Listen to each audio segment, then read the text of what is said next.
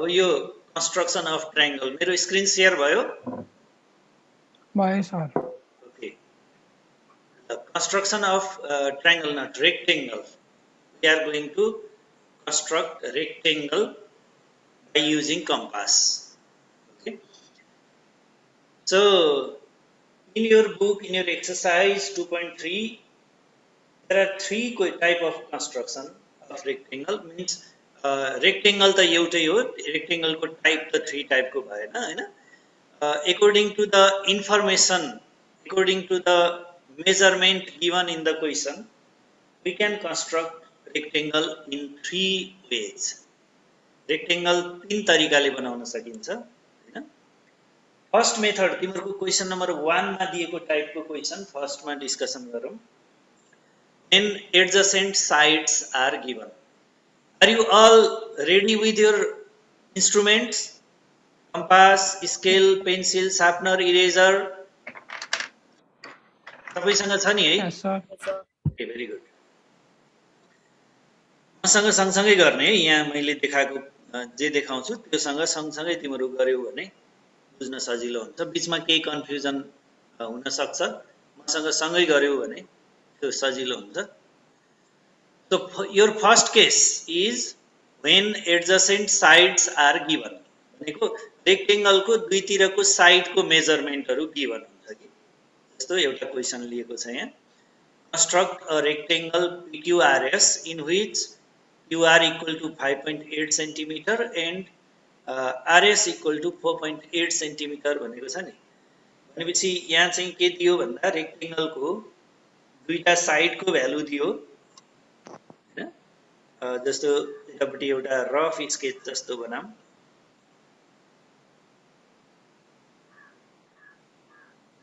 after construction the name of the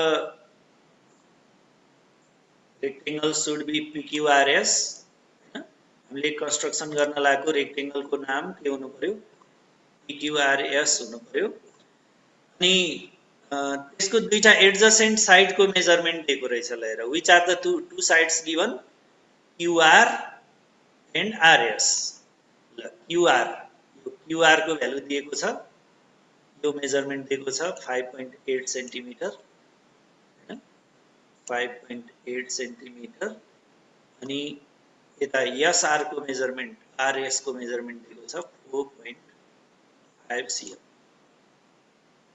हैन अब यहाँनिर यो रफ बनाएर तिमीहरुले अलिकति आइडिया पनि लिन सक्छौ in your rough figure what is the baseline what is the measurement of the baseline PQ 4.5 centimeter नै हुनु पर्यो PQ because the opposite sides of rectangle are equal हैन अनि यो यसरी गर्न भन्दा कसरी गर्न ठीक हुन्छ भने यहाँ मेजरमेन्ट दिने बेलामा कुन साइड को नाम छ नि फर्स्ट मा है QR छ त्यो QR चाहिँ मुनिपट्टि हुने गरेर जस्तो अब त्यसरी रेक्टेंगल बनाउनुको सट्टा त्यसरी नेमिङ गर्नुको सट्टा नेमिङ चाहिँ अलिकति फरक गरेर जस्तो after construction the rectangle will look like this construction गरिसकेपछि रेक्टेंगल यस्तो देखिने भयो अनि यसको तलपट्टिको साइडको नाम चाहिँ अघि हामीले PQ लेख्यौं PQ लेख्दाखेरि यो QR साइड यतापट्टि भर्टिकल साइड पर्यो अनि हामीलाई त्यो तलपट्टि PQ को मेजरमेन्ट चाहिँ गिवन छैन हैन त्यही भएर यो मुनिपट्टि चाहिँ के गर्ने भने जुन साइड को मेजरमेन्ट गिवन छ नि त्यही साइड को नाम तलपट्टि पर्ने गरेर तल बेसमा पर्ने गरेर नेमिङ गर्न ठीक हुन्छ कि so this side can be named QR here Q this point should be Q and this point should be R अब यहाँनिर Q यहाँनिर R भएपछि P कता हुनु पर्यो can we write P here can P be written at this point at this vertex no no so you are right P cannot be written there है P यहाँ हुँदैन P चाहिँ कहाँ हुनु पर्छ भन्दा यतापट्टि हुनु पर्यो P Q R S यसरी अर्डरमा आउनु पर्ने so here must be P and P Q R, here must be S. यसरी तिमीले रफ बनायो भने अलिकति आइडिया आउँछ के तिमीलाई. Okay, so this side is 5.8 centimeter, यहाँनिर 5.8 centimeter हुनु पर्यो after construction, and this side is 4.5 centimeter. अब यति दुईटा इन्फर्मेसन हामीलाई दिएको छ. On the basis of these two informations, we are going to construct rectangle PQRS. Okay. So how it is done, the process will be explained now. First of all, you will draw a line segment of 5.8 centimeter. Do with me, all of you. Are you ready with your instruments? Yes. Are you doing? Yes, sir. Okay, good. First of all, draw a line segment of 5.8 centimeter. सुरुमा 5.8 centimeter length भएको एउटा line segment बनाउने using your scale. यहाँ मैले अलिकति लामो लिएको छु किनभने तिमीहरूलाई देख्न सजिलो हुन्छ भनेर. मेरो एक्युरेट मेजरमेन्ट होइन यो, यसको मतलब. Okay. So after this, what should you do? एकचोटि फेरि त्यो रफ स्ट्रक्चर बनाउँछु. 90 degree. In a rectangle, every angle should be 90 degree. Rectangle को सबै एंगल 90 degree हुनु पर्छ हैन. यो एंगल अब कति डिग्री हुनु पर्यो भने 90 degree हुनु पर्यो. Okay. Although it is not given in question, it is known to us. हैन, हामीलाई पहिल्यै थाहा छ यो कुरा. Every angle of rectangle is 90 degree. So before constructing another side, you need to construct 90 degree angle, either at the point Q or at the point R. At any point you can construct this. Q मा construct गरे पनि हुन्छ, R मा गरे पनि हुन्छ. I am going to construct at R. So how to construct 90 degree त सिकाउनु पर्दैन होला अहिले. Can you construct 90 degree angle easily? Or if you have any confusion, you can ask me. Process is shown in the video also. यहाँ पनि देखाएको छ. तिमीलाई अलि आउँदैन भने म वेट गर्छु यहाँनिर. What did I do? First of all, I kept the compass at the point R. मैले compass R मा राखेँ र एउटा आर्क बनाएँ. QR लाइन बाट टच गरेर अगाडि गएको एउटा आर्क बनेको छ. After constructing this arc, you cannot change the size of your compass. Taking the same size of your compass, place it at the point A and cut an arc at B. compass लाई A point मा राखेर त्यो अगाडि सुरुमा बनाएको ठूलो arc को size, यो ब्ल्याक कलर को आर्क को साइज जति थियो त्यति नै साइज को कम्पास लिएर A point मा राख्ने कम्पास र B point मा एउटा सानो आर्क काट्ने हैन. Now again, without changing the size of your compass, place your compass at the point B. अब कम्पास लाई B point मा राख्ने र फेरि अर्को एउटा आर्क पनि काट्ने at the point C हैन. यसम्म सबैले गर्यौ. After this, you need to take your compass at the point B again and draw an arc above both points B and C, in between the points B and C. यो बेलामा compass को size अब change गर्न पाइयो. यो B point मा र C point मा आर्क काट्ने बेलामा सुरुमा लिएको साइजलाई चेन्ज नगरिकन गर्नुपर्छ. त्यसपछि चाहिँ अब चेन्ज गर्न पाइयो.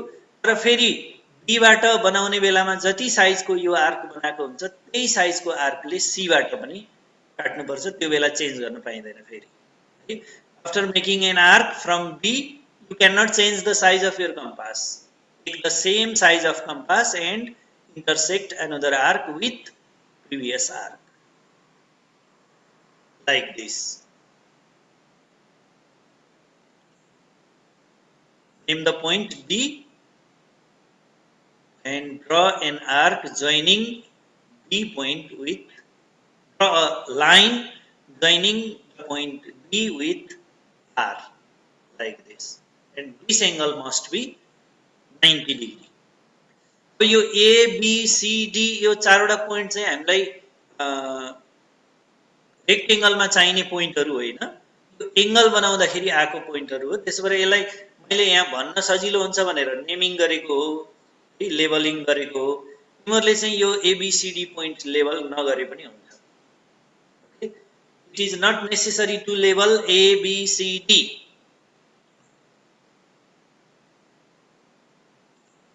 Now what will you do? Think. I am hiding the points ABCD. Okay. Now what will you do? Cutting 4.5 from R. From R, yes. Take the size of your compass 4.5 centimeter, measuring from scale, because the side of the rectangle that we are going to construct now is 4.5 centimeter long. So take the size of your compass 4.5 centimeter, measuring from scale. Scale मा राखेर 4.5 centimeter बनाऊ compass लाई. Now place it at the point R and cut an arc like this. अब यसलाई R point मा राख्ने, त्यो 4.5 centimeter size को compass लाई R point मा राखेर यो 90 डिग्री को लाइन जुन छ नि R बाट बनेको 90 डिग्री, यही लाइनमा एउटा आर्क काट्दिने, जहाँनिर काट्छ त्यही पोइन्ट यस भयो।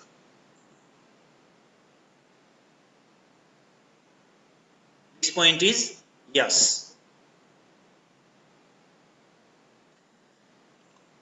Now you can see RQ measurement is taken from compass, or you can measure this distance from scale 5.8 centimeter.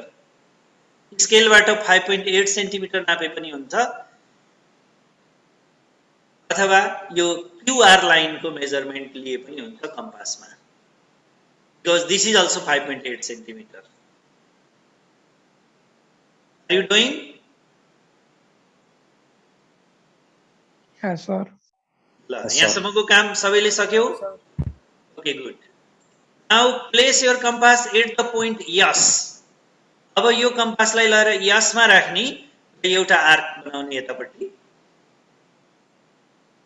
and again take the measure of line RS. अब RS line को measurement लिने, or you can measure 4.5 centimeter in scale also. Scale बाट 4.5 centimeter नाप्न पनि सकिन्छ,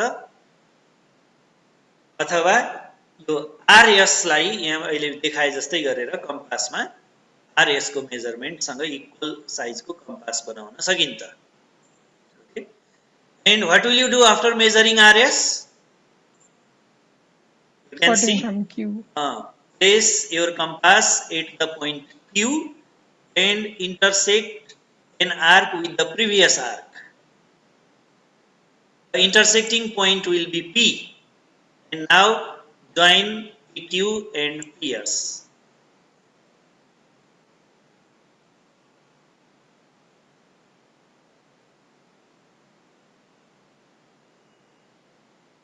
In this way, rectangle PQRS is constructed.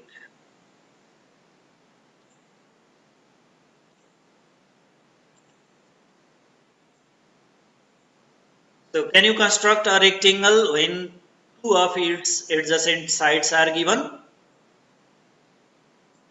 Yes, sir. दुईटा adjacent side दिएको बेला rectangle कसरी बनाउने रहेछ थाहा भयो? Sir. Okay. Now we go to second process. Our second process मा जाने. In this, what are given? The measurement of a side and angle made by the diagonal with that side are given. एउटा side को measurement दिएको हुन्छ, अनि त्यो side र diagonal को बीचमा बनेको एंगल को मेजरमेन्ट दिएको हुन्छ। जस्तो कि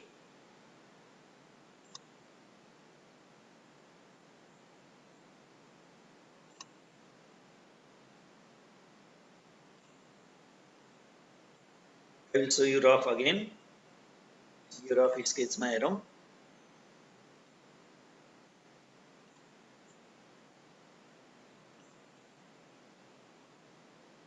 Suppose this is the required rectangle, right? And the measurement of only one side is given in this case. अहिले चाहिँ के हुन्छ, एउटा मात्रै साइडको मेजरमेन्ट दिएको हुन्छ, यो साइडको मेजरमेन्ट दिएको हुन्छ, यताको साइडको दिएको हुँदैन. This side is not given now. In first case, these two sides were given. Now, instead of the second side, the angle made by the diagonal with this side will be given. यहाँनिरको एंगलको measurement दिएको हुन्छ. Diagonal भनेको के हो सबैले बुझेको छ कि छैन फेरि? Do you know what is the diagonal of rectangle? Everybody of you know? Yes, sir.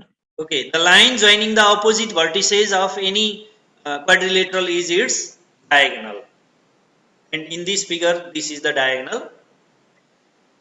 अनि यो डायगोनल ले यो साइड सँग यहाँ बीचमा कति डिग्री एंगल बनाएको हुन्छ? मेबी 30 डिग्री, मेबी 45 डिग्री और 60 डिग्री. कम्पासले कन्स्ट्रक्सन गर्न मिल्ने स्ट्यान्डर्ड साइजको एंगल दिएको हुन्छ. All angles cannot be constructed using compass, you know it. So here will be given such angles which are possible to construct using compass.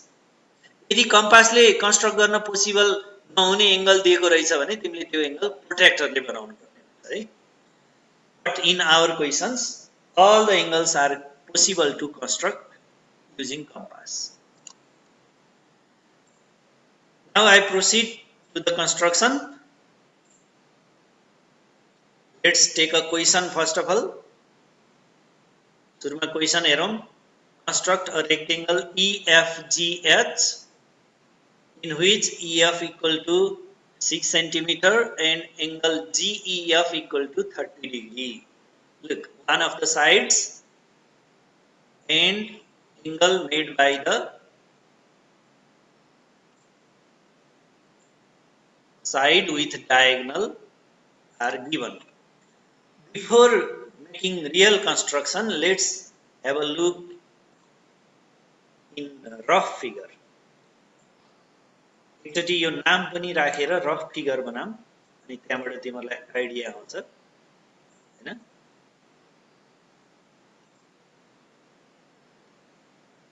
Now, where should be written E? Can you guess?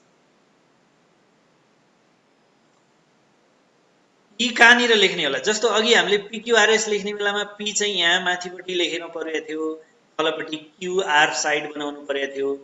अहिलेको हाम्रो रेक्टेंगलको नाम चाहिँ के छ? EFGH. Where should be written E? Here.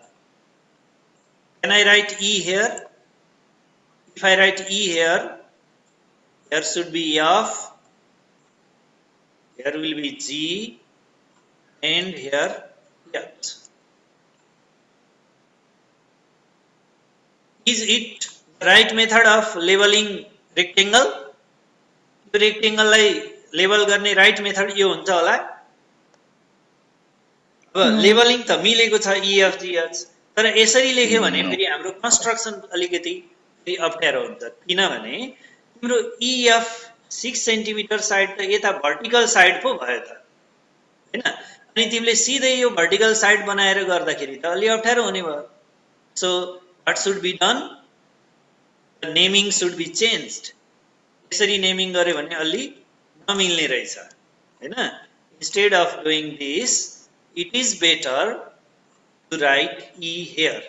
यहाँ E लेख्यो भने अनि E F G अनि यता छेउमा H भयो भने अब हाम्रो चाहिँ EF को मेजरमेन्ट जुन 6 cm दिएको छ, यो 6 cm मेजरमेन्ट यहाँनिर तलपट्टि पर्ने भयो हैन.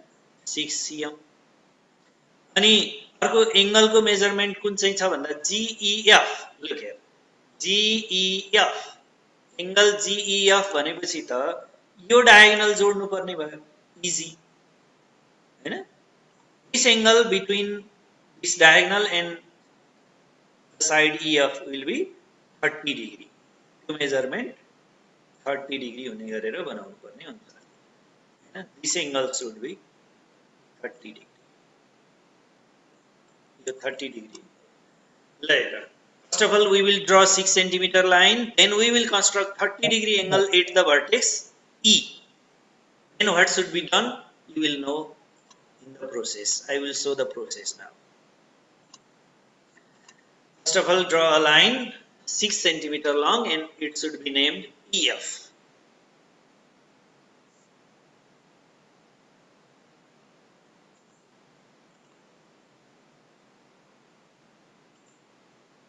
हैन यो काम सबैले गरे होला now we will construct an angle of 30 degrees at the point E 30 degree angle construct गर्न आउँछ नि सबैलाई हैन सिकिसकेको छ पहिला Yes, sir.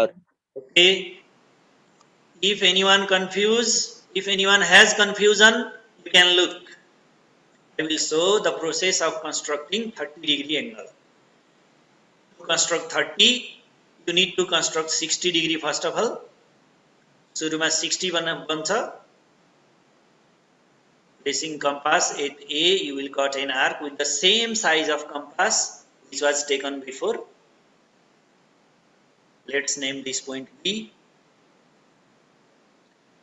placing your compass at the point A and B you will intersect two arcs between A and B A र B को बीचमा दुईटा आर्क इन्टरसेक्ट गर्ने त्यहाँबाट जोड दिएपछि जुन एंगल बन्छ त्यो एंगल कति डिग्री बन्छ 30 डिग्री एंगल बन्छ now these points A B and C will be hidden यो चाहिँ हाम्रो रेक्टेंगल मा पाइने पोइन्टहरु होइन त्यो एंगल बनाउनलाई प्रोटेक्टर कहाँनिर राख्ने भनेर हेर्न तिमीलाई भन्न सजिलो हुन्छ भनेर मैले लेखेको थिएँ अब त्यसलाई हाइड गर्ने it is not necessary to label these points in your construction now what will you do can you guess question मा दिएको जति मेजरमेन्ट त बनाइसकियो हैन क्वेशन मा एउटा साइड दिएको थियो EF 6 cm we have done it we have made it angle GEF was given 30 degree that is also constructed now what will you do can you think Sanad can you say Sanad are you there Yes, sir. okay can you guess what will we do now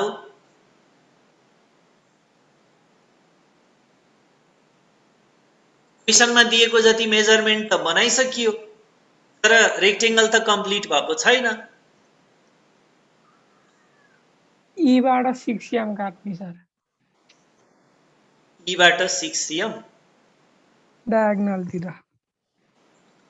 हो त्यो diagonal को measurement पनि 6 cm हुन्छ र side and diagonal of rectangle will not be equal त्यो त equal हुँदैन your guess is wrong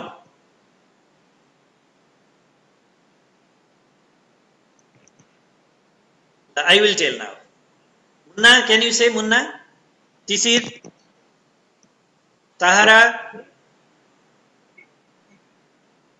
or anyone else Got 3 cm, sir.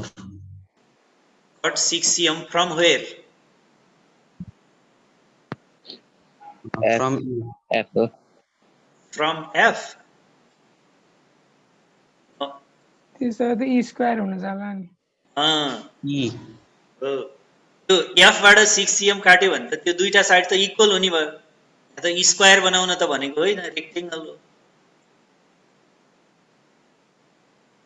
ल I will tell now you will construct 90 degree angle at the point F so F point मा 90 degree angle बनाउँदा त्यो 90 degree को line गएर यो diagonal सँग meet हुन्छ नि हो त्यो मिटिङ पोइन्ट नै अब EF D हुन्छ okay when you construct 90 degree angle that line of 90 degree and this line going from 30 degree will meet together that makes the another side of that rectangle its measurement, how much it comes, it is not fixed. जति पनि आउन सक्छ, तर त्यो दुईटा line जहाँनिर meet हुन्छ त्यो मिटिङ पोइन्ट सम्मको डिस्टेन्स नै त्यो रेक्टेंगलको अर्को साइड हुन्छ. Now construct a 90 degree angle at F. अघिको जस्तै गरेर F पोइन्टमा 90 डिग्री बनाउने अब.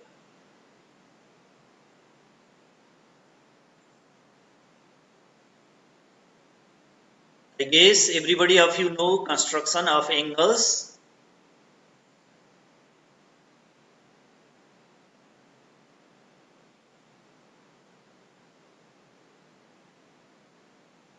सबैले गर्दैछ होला.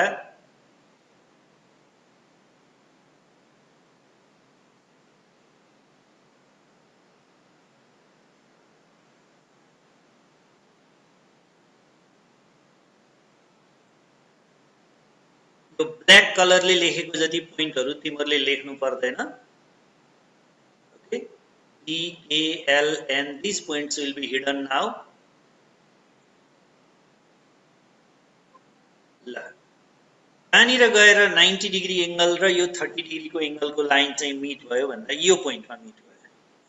यही पोइन्ट नै के भयो त भन्दा यो रेक्टेंगलको जी पोइन्ट भयो. एफजी को मेजरमेन्ट लिने अब. एफजी को मेजरमेन्ट स्केलमा कति छ हामीले नाप्नु परेन. You can just take this measurement from compass. कम्पासबाट यो मेजरमेन्ट लिने र ई पोइन्टमा कम्पास राखेर त्यो measurement opposite sides of rectangle are equal. यो एफजी सँग त यता ई बाट माथि गएको साइड इक्वल हुनु पर्यो हैन. EFGH EH side. So FG को मेजरमेन्टले ई बाट एउटा आर्क बनाउने अनि फेरि EF को मेजरमेन्टले जी बाट अर्को आर्क अघि गरे जस्तै गर्ने. यो प्रोसेस त अघिल्लो केसमा पनि गरेकै हो. We will repeat the same process.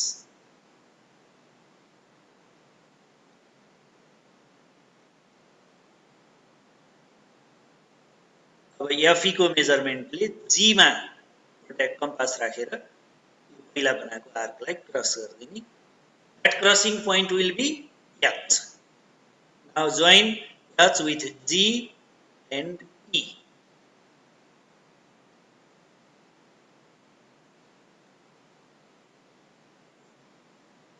Required rectangle is constructed.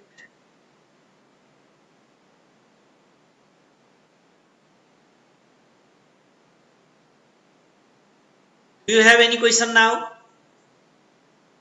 Or do you have any confusion in any step of these two constructions?